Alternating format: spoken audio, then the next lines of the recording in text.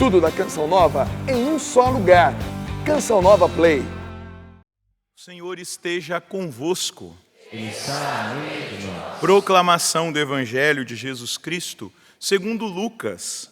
Glória a vós, Senhor. Naquele tempo, Jesus saiu da sinagoga e entrou na casa de Simão. A sogra de Simão estava sofrendo com febre alta e pediram a Jesus em favor dela. Inclinando-se sobre ela, Jesus ameaçou a febre e a febre a deixou.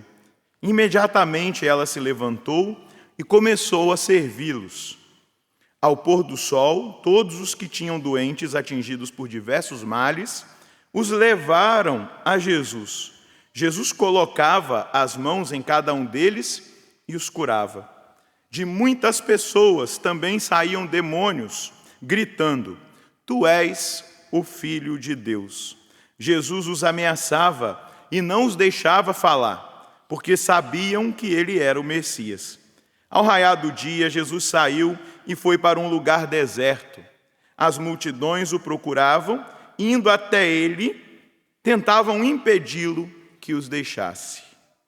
Mas Jesus disse: Eu devo anunciar a boa nova do reino de Deus também a outras cidades, porque para isso é que eu fui enviado.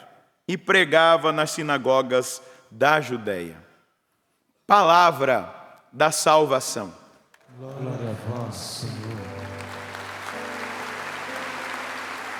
Confio na clemência do meu Deus, agora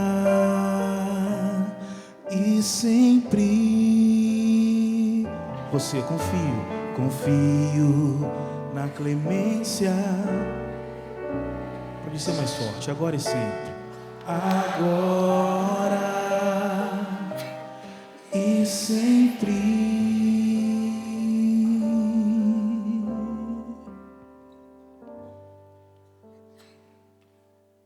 Meus irmãos, minhas irmãs, nós nessa 22ª semana do tempo comum, estamos sendo orientados pelo Espírito de Deus na liturgia da palavra que a igreja nos dá, não é? Começamos agora a carta aos Colossenses, mas também o Evangelho de São Lucas, onde Deus quer falar a nós. Deus fala à igreja em cada tempo. Ele fala na liturgia da palavra. Ele hoje está falando com você. Ele hoje está falando comigo através da liturgia. Nós acabamos de escutar a palavra. E é interessante nós percebermos que Paulo escreve essa carta aos Colossenses. Quando Paulo escreve essa carta, é entre o ano de 61 e 62 depois de Cristo. E Paulo estava preso em Roma. Epáfras, que foi evangelizado na época que Paulo foi pregar aos Efésios, Epáfras havia tido uma experiência muito profunda com Deus, mudado radicalmente de vida, e possivelmente os exegetas, os estudiosos da Bíblia vão dizer que Epáfras foi quem evangelizou Colossa, essa cidade dos colossenses. E agora Epáfras vai até Paulo para prestar contas do trabalho que ele estava fazendo na cidade, da fé daquela igreja, mas também dos riscos que aquela igreja, que aquele povo, de uma maneira muito específica naquela época, estava vivendo. E qual era o grande risco que o povo de Colossas estava vivendo, dessa cidade, os colossenses? Alguns que se diziam apóstolos do Senhor estavam ensinando uma doutrina errada, que não era a doutrina de nosso Senhor Jesus Cristo. Já era um pré-gnosticismo. A gnose é essa ideia de que você alcança a Deus pela razão, é uma fé subjetiva, não é? Que você não precisa fazer certas realidades, você precisa conhecer, é o conhecimento que te dá a salvação. E além dessa ideia de uma doutrina diferente, eles estavam carregados de práticas do judaísmo, que não dizia nada do cristianismo. Inclusive, esses falsos apóstolos que estavam pregando em Colossos, confundindo a fé dos colossenses, eles obrigavam os colossenses que tinham aceitado Jesus Cristo a circuncidar-se, que era uma prática do judaísmo, a guardar o sábado. Eles obrigavam o povo de Colossas a viver festas que eram tipicamente judaicas, mas também eles tinham uma ideia de governo do mundo com hierarquias, uma cosmologia, uma coisa bem absurda, fora do contexto. Quando você for ler a carta de Paulo inteirinha aos Colossenses, você tem que ler nessa perspectiva, para entender que Paulo, não é? A partir do testemunho que Epáfras dá, ele está alertando aquela comunidade. E ele vai mostrar que quem governa todas as coisas é nosso Senhor Jesus Cristo. Mas é muito bonito perceber aquilo que Paulo vai dizer aqui para os colossenses. Veja bem o que ele vai, nesse primeiro capítulo, nós estamos aqui no versículo 1 a 8, que é o texto da primeira leitura. Ele vai dizer aqui, né? Paulo, apóstolo de Cristo, porque ele era um homem conceituado, então o próprio Epáfras testemunhava para o povo quem o evangelizou, o que ele ouviu de Paulo, o que ele viu, o que ele testemunhou desse homem que seguia Jesus Cristo, e ele vai dizer, apóstolo de Jesus Cristo por vontade de Deus, e o irmão Timóteo estava com ele, aos santos e fiéis irmãos em Cristo que estão em Colossas, graça e paz da parte de Deus, nosso Pai. Nós damos graças a Deus, Pai de nosso Senhor Jesus Cristo, sempre rezando por vós. Paulo está na cadeia por causa do Evangelho, mas as grades, né, lá em Roma ele estava numa prisão domiciliar. Não estava com tornozeleira eletrônica, mas estava na prisão domiciliar. Ele estava na prisão domiciliar e ele continuava evangelizando. As pessoas iam lá e ele pregava o evangelho, ele curava as pessoas em nome de Jesus, ele orientava aqueles que eram os líderes da igreja, que faziam parte do grupo, né? No entanto que ele está dizendo em Timóteo, Epáfras foi prestar contas para Paulo. E aí, Paulo ali se coloca na brecha da intercessão. Ele intercede pelos cristãos porque ele sabe que existe um grande combate. Diga comigo, os cristãos sempre vivem um intenso combate espiritual. E será assim até os fins dos tempos. Então hoje, no século 21, eu, cristão, estou enfrentando um combate contra a minha carne, o mundo e o demônio. Vai ser sempre assim, até Jesus voltar. E nós estamos numa época que a grande confusão está no mundo das ideias, está na polarização, está em ideologias, em pensamentos contrários àquilo que é a doutrina. E é exatamente nesse espírito da comunidade dos colossenses que Paulo está ali corrigindo e mostrando para eles que eles têm que focar em Jesus Cristo. E aí Paulo vai dizer, eu estou rezando por vocês, porque eu ouvi acerca da vossa fé em Jesus Cristo. Ele está reafirmando, olha, vocês aceitaram Jesus Cristo na vida de vocês. Eu tenho testemunho de que vocês têm fé em Jesus Cristo. Então aqui ele destaca uma primeira virtude. Qual é a virtude? Fé. A virtude da fé. Aí ele vai destacar uma outra virtude. A fé em Jesus Cristo e do amor. Qual é a virtude? Amor, caridade. Do amor que vocês mostram para com todos os santos. E aqui santos é igual a cristãos. Todos os santos. Aí ele vai destacar uma terceira virtude da comunidade dos colossenses. Animados pela esperança na posse do céu.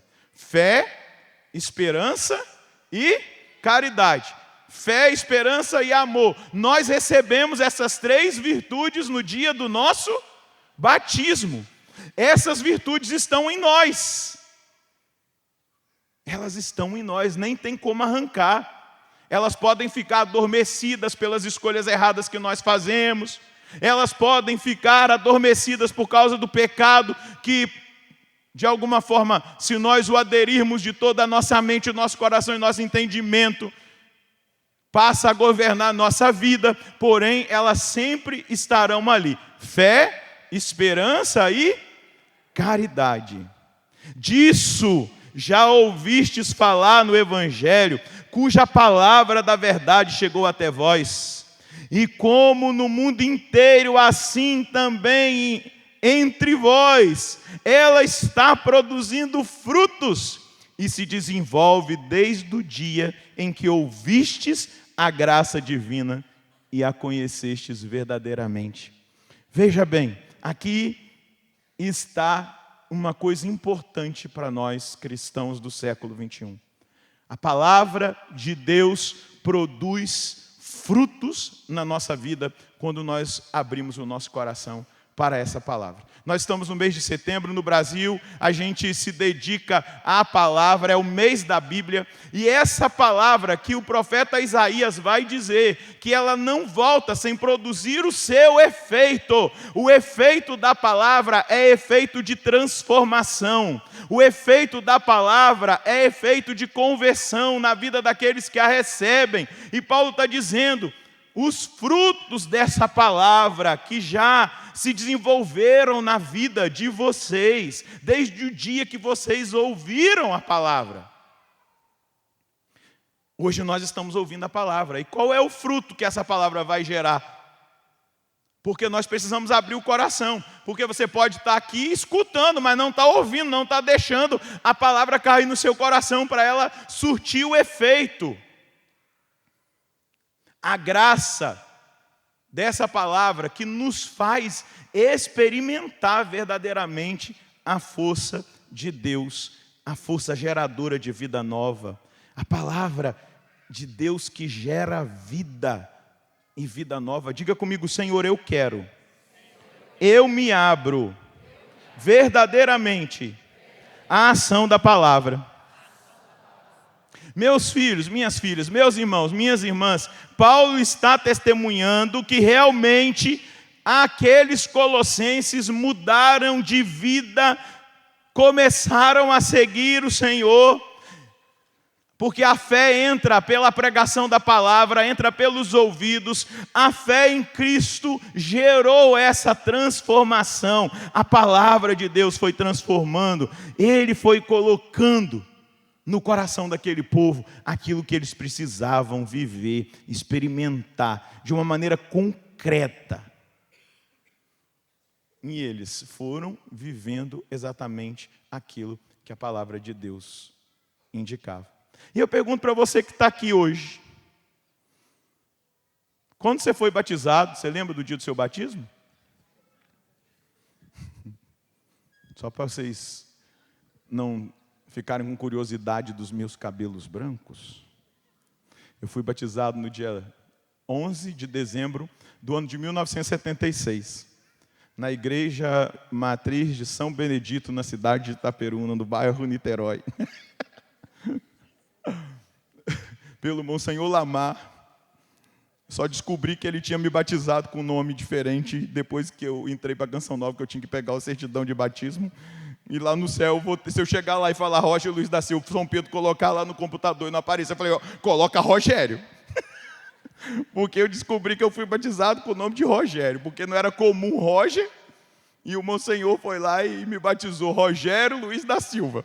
Então, se eu chegar lá no céu, São Pedro falar, seu nome está aqui, não, coloca Rogério. Porque é raro lá na hora.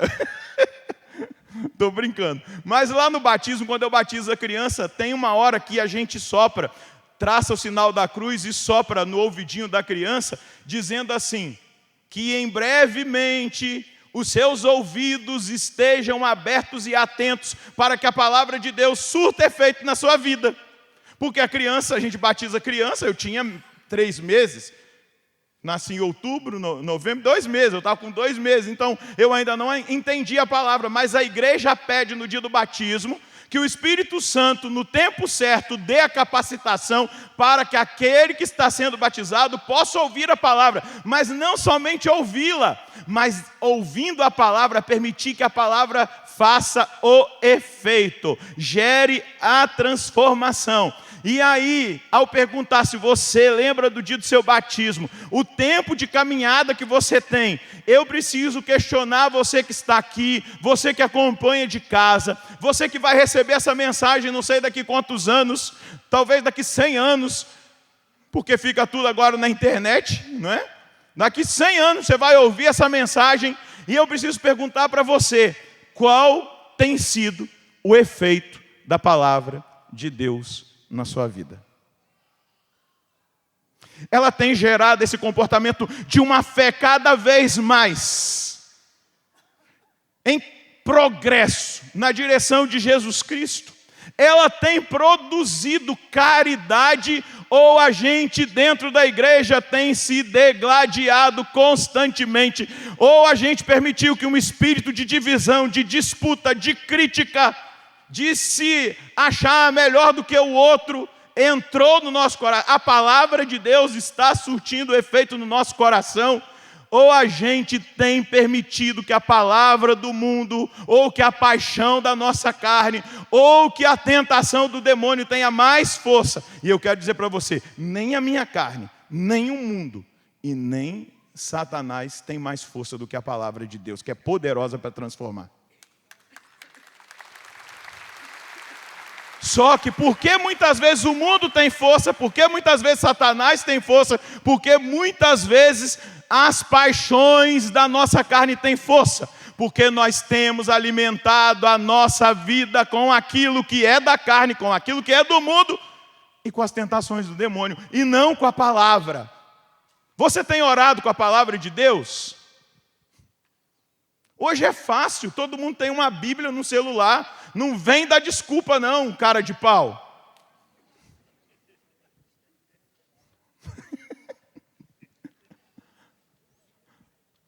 Não vem dar desculpa não, você tem 24 horas. Se vira, pedala, Robinho. Deus te deu 24 horas. Quantos minutos você tem destinado à palavra dele? Quanto tempo você tem destinado dessas 24 horas para a sua intimidade com Deus? Quanto tempo você tem buscado de intimidade com Deus no secreto? Ah, padre, não tem igreja, eu não tenho como ir na Capela Santíssima. Entra no seu quarto, diz Jesus, fecha a porta e fala ao seu Deus que está no secreto. Aonde você dobrar o seu joelho. Claro, se tiver capela, vai adorar o Santíssimo. É maravilhoso. Graças a Deus na minha casa tem. Mas se não tivesse, eu ia correr atrás de uma capela. Mas não tem desculpa. Está tomando banho, meu irmão, no banheiro, lembra de Deus. Para de pensar em besteira. Fala, Deus. Aí vai a água. O Espírito Santo é água. Vem, Espírito Santo. Se a água está quente, ó. Se ela está geladona, apaga o fogo da carne em mim. Aí você vai orando com aquilo que Deus te dá de materialidade. Sabão, sabonete, você vai passando no corpo. Me limpa do pecado, me limpa da sujeira. A gente pode transformar tudo na nossa vida em oração. Paulo estava preso e está dizendo, eu estou orando por vocês. Ele não estava perdendo tempo. Está lá aconselhando Epáfras. Está lá recebendo pessoas. Nada. Ah, eu estou numa cadeira de roda, eu estou em cima de uma cama. Deus está com você em qualquer situação que você esteja vivendo. Ou eu preciso gritar mais? Sim ou não? Ele está conosco. O que nós precisamos para experimentar essa transformação que a palavra quer fazer na nossa vida é abrir o nosso coração e regar a palavra de Deus com a oração. Antes de vir para cá, eu fui na capela, orei. Não estou me colocando como modelo, não, mas eu preciso de Deus. E aí eu ali fui regando aquilo que eu estava sentindo, as coisas que eu vivi, orei concretamente com o que eu vivi no dia de hoje, coloquei diante da presença do Senhor. Nossa, saí, eu falei, ai Deus, se eu pudesse, eu nem ia lá celebrar a missa. Eu ia ficar aqui na sua presença, mas estou na presença dele também. Tão bom, tão maravilhoso estar ali. Já tinha orado também no meu quarto. Amanheci bem cedinho para orar, para estar na presença dele, porque para que esta palavra surta o efeito. E aí eu abro a visão, olha a visão dos Colossenses. Ai meu Deus, o que animava a vida dos Colossenses?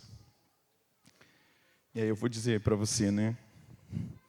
De uma coisa mundana que eu gosto, de uma coisa desta terra, eu gosto de futebol. Estou falando que é mundano, que é pecado, não é nada disso. Eu gosto de futebol, sou torcedor do Flamengo. E ai, tá bom de ver o Flamengo jogar. Que time! Mas o que tem animado a minha vida é o Flamengo? O que animava a vida dos colossenses era a esperança na posse do céu.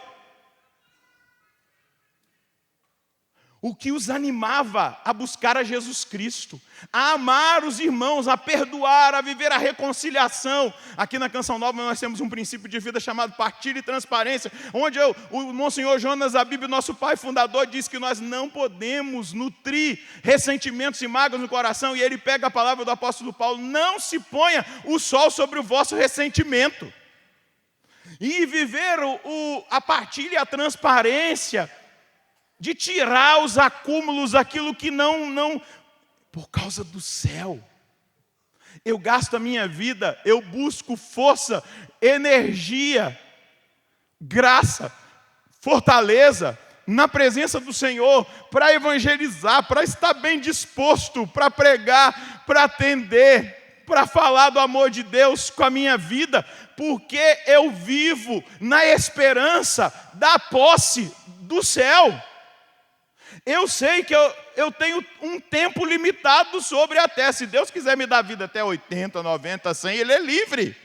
Eu não sei quantos anos Ele vai me permitir viver sobre essa terra. Porém, desde o dia que eu encontrei Jesus Cristo, eu descobri que eu não sou daqui. Eu sou do céu. E o que precisa animar a minha vida é a esperança da posse do céu. Nossa, mas o meu Flamengo está jogando demais. Mas, talvez daqui a 1 ano ou 2 o time se desfaça, venda jogadores, não fique bem mais. E aí? O que anima a minha vida? É dinheiro? É poder? É nome? O que anima? O que precisa animar a vida do cristão?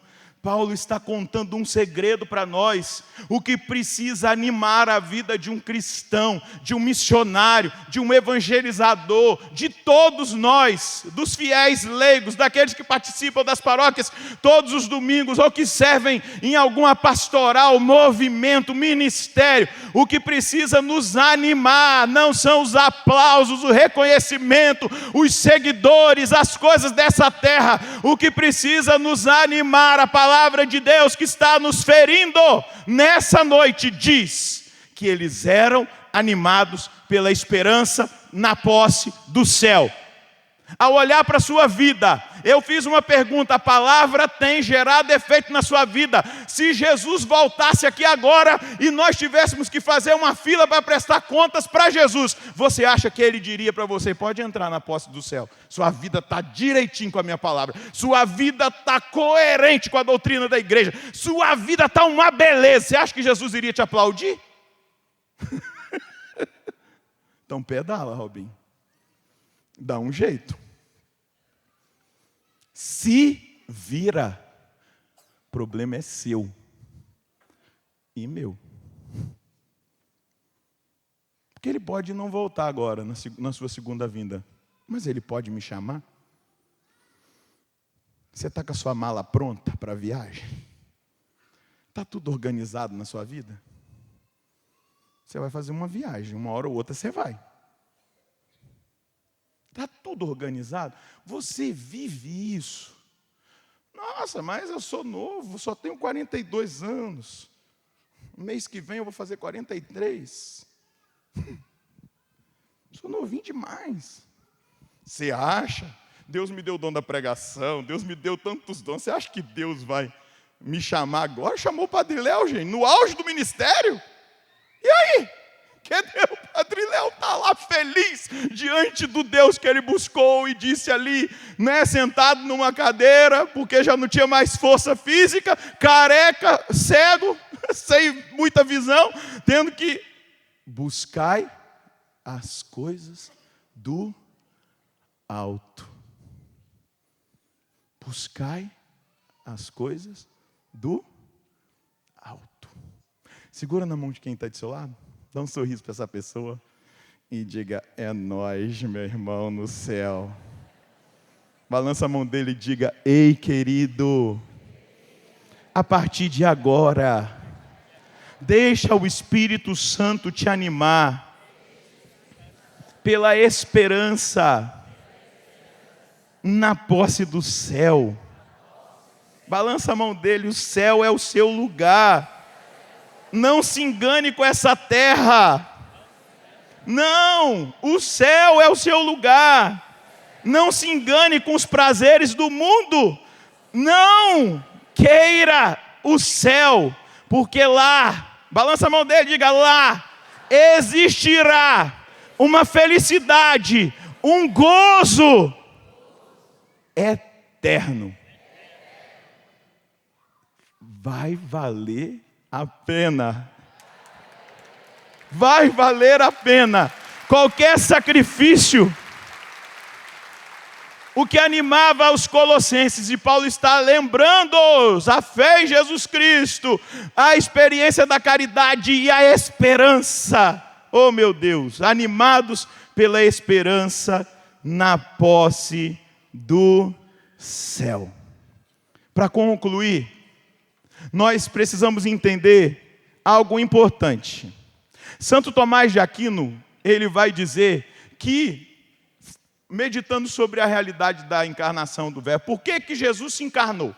E ele aponta 3 coisas importantes, que nós precisamos guardar no nosso coração hoje, pela força da palavra.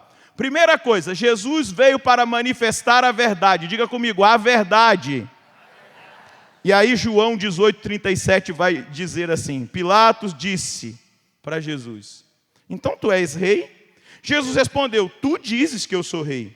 Eu nasci e vim ao mundo para isso, para dar testemunho da verdade. Jesus veio para fazer o quê? Dar testemunho. Gente, em Jesus nós vamos ser libertos das fake news desse mundo. Está me entendendo? Nós estamos numa geração fake news, que cria perfil falso, que escreve coisas mentirosas sobre si mesmo. Ele veio revelar a verdade. Todo aquele que é da verdade, escuta a minha voz, disse Jesus em João 18:37. Segunda coisa que Santo Tomás de Aquino fala em relação à vinda de Jesus, à encarnação do Verbo. Segunda coisa que ele veio fazer, ele veio libertar os homens do pecado. Diga comigo, ele veio me libertar do pecado. Ai, gente, você tem jeito. Aquela pessoa difícil, que você olha e fala, não tem mais. Tem jeito sim. Tem jeito sim. E aí, 1 Timóteo, capítulo 1, versículo 15. É digna de fé de ser acolhida por todos esta palavra. Cristo Jesus veio ao mundo para salvar os pecadores, dos quais eu sou o primeiro. Repita comigo, é digna de fé e de ser acolhida por todos esta palavra. Cristo Jesus veio ao mundo para salvar os pecadores, Bata no peito, dos quais eu sou o primeiro pecador que ele veio salvar. Deixa eu dizer mais uma vez para você, que veio aqui e que me ouve, que me ouvirá daqui a 1000 anos.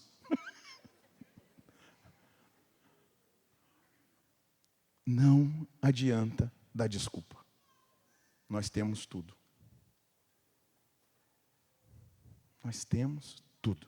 Meu Deus, daqui a pouco eu vou poder receber o corpo e o sangue dele.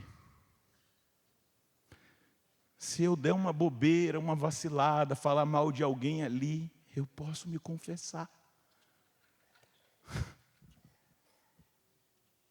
Pedir perdão se eu me arrepender de verdade, e ele me perdoa. Porque ele veio para salvar os pecadores. O primeiro deles, só que a gente não se aproveita, não aproveita mais, a gente está muito desatento a tudo aquilo que ele deu, o que ele deixou. Alguns santos padres veem naquela febre da sogra de Pedro as paixões da carne, e eles vão citar: aquela febre era o fogo da luxúria, o fogo da avareza. Aquela febre da sogra de Pedro era o fogo da preguiça. E vai citando os 7 pecados capitais. E Jesus se debruçou sobre ela e deu ordens para que a febre saísse. E a febre saiu, e imediatamente ela se colocou em pé para servir, porque ela já não estava mais dominada pelo fogo, a febre das paixões desse mundo, mas ela tinha sido tocada por Jesus. Ei, como é que você se chama? Não tenha medo não, não vou te chamar aqui não. Fala qual é o seu nome, rapaz. Jesus quer tocar na febre da paixão que tem consumido a sua vida nesse tempo. Da carne. Não estou falando de paixão, paixonite, estou apaixonado. Amor, I love you. Não. Estou falando de paixão da carne. Aquilo que tem colocado febre em você, que tem te deixado paralisado em cima de uma cama. Um outro santo padre, São João Crisóstomo, vai dizer que febre é uma coisa curável. Então Jesus foi, curou o que não é curável. Quem já teve febre aqui? Quando a febre passa, você toma uma Novalgina. Sua pra caramba, meu Deus, que suador. Eu já tive convulsão de febre. Então a minha mãe sempre fala para todo mundo aqui da Canção Nova que a minha febre não pode chegar a 40. 39 já é preocupante. Você tem disposição para começar a trabalhar imediatamente? Não. Então aqui está a ação do milagre. Jesus fez a cura da febre, mas imediatamente ela recebeu uma disposição. E é exatamente isso quando Deus nos toca. Quando a palavra de Deus nos toca. Quando o amor de Deus nos toca, a gente recebe uma disposição imensa de servi-lo, imensa de querer fazer a vontade dele, imensa de nos colocar cada vez mais na presença dele, dizer: Deus, eu quero tudo. Eu estou escrevendo um livro e essa semana eu fiz uma viagem na minha história de encontro pessoal com Jesus, no poder do Espírito Santo, e eu via, meu Deus, quando eu encontrei Jesus, eu fui para um grupo de jovens, mas eu queria ir em grupo de oração todos os dias da semana. Eu adorava, eu ia na missa diária, eu rezava o rosário, lia a palavra de Deus. Isso eu ainda trabalhava numa empresa, numa multinacional. Pegava minha magrelinha, minha bicicleta e ia todo dia para a igreja. Ficava ali até fechar a igreja, eu estava lá. Eu tinha vontade de salvar almas. Tenho, graças a Deus, continuo fogo do mesmo jeito. Mas eu vi aqui na disposição que a sogra de Pedro teve para servir exatamente isso. Quando Deus nos toca, vem aquela: eu quero buscar, eu quero viver, eu quero experimentar, eu quero salvar almas, eu quero dar testemunho, eu quero falar de Jesus, porque Deus nos tocou. Deus cura na visão dos santos padres, né? Eles vão sempre além. Claro, é uma enfermidade, mas o que Deus quer falar através daquela enfermidade curada? Ele toca em todos os doentes. Aquela experiência, deixa eu ver aqui a hora, senão eu falo demais. aquela experiência. Aquelas pessoas não queriam mais deixar Jesus, mas veja, Jesus foi para um lugar escondido, estratégico, gente. Ele faz assim. Às vezes Deus se esconde de nós para a gente correr atrás dele. É assim na vida espiritual. Às vezes a gente passa por securas, por desertos, e você tem que ir aonde você está. Jesus está lá, eu corro atrás dele, eu busco, eu não fico parado. E aí eles foram e queriam reter Jesus para eles. Ele falou: espera aí, eu tenho que anunciar a boa nova em outras aldeias, em outros lugares. Mas exatamente Jesus nos toca, curou a febre, ela passou a servir, curou os enfermos, eles foram tocados. Mas agora, a partir de agora, Ele te tocou. Acabou a missa. Eu dei a bênção no final. Fizemos a adoração, quem for ficar para a adoração. Eu dei a bênção da adoração. Caminhei com o Santíssimo aqui. Você foi embora. Daqui para frente, você e eu temos que ir atrás dele. Buscá-lo com insistência, com constância. Pegar a palavra. Se precisar acordar mais cedo. Se precisar parar. Pontualizar a sua vida, ordenar o seu tempo. Mas você e eu precisamos buscá-lo. Para que ele continue nos dando forças, para que a gente sirva e viva aquilo que é o projeto dele para a nossa vida. Porque é dessa maneira que vai continuar no nosso coração o fogo, a esperança, o ânimo pela esperança na posse do reino. E aí, eu concluindo dessa forma, é o terceiro ponto que Tomás de Aquino diz que a encarnação do Verbo veio trazer. Ele veio para que por meio dele nós tenhamos acesso a Deus. E aí eu posso citar aqui Romanos 5, de 1 a 2. Assim, pois, justificados pela fé, estamos em paz com Deus, por nosso Senhor Jesus Cristo. Por ele, não só tivemos acesso pela fé a esta graça na qual estamos firmes, mas ainda nos ufanamos da esperança da glória de Deus. Coloca a mão sobre o seu peito, no seu coração, feche um pouquinho os seus olhos. Eu acho que eu fui claro, eu não preciso ficar explicando não. Deus deu a clareza daquilo que a palavra de Deus hoje, a palavra dele queria para mim e para você. E agora é só você regar com o Espírito Santo. Você que ora em línguas, solta a sua voz e comece a orar em línguas. Você que não mora, vai repetindo: vem Espírito Santo, vem Espírito Santo, vem regar agora essa semente que foi lançada. Vem regar agora essa semente que foi lançada no meu coração, no coração dos irmãos que estão aqui, no coração daqueles que terão acesso a essa mensagem, a essa pregação depois. Vem Espírito Santo selar, fazer brotar, fazer dar frutos, produzir frutos. Essa semente, essa palavra, Espírito Santo, essa palavra de vida eterna, essa palavra que gera, que faz com que essa fé, essa esperança e essa caridade cresçam no meu coração. Faz agora, Espírito Santo, na minha vida, essa obra, esse renovo, essa transformação que eu tanto preciso.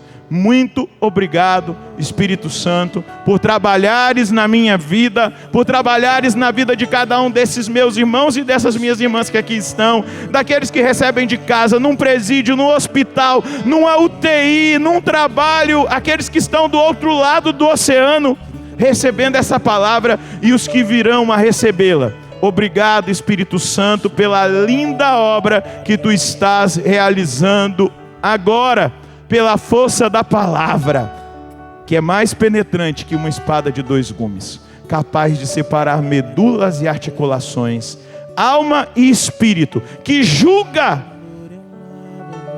as nossas intenções. Muito obrigado, Espírito Santo de Deus. Louvado seja nosso Senhor Jesus Cristo. Para sempre seja louvado. Tudo da Canção Nova em um só lugar. Canção Nova Play.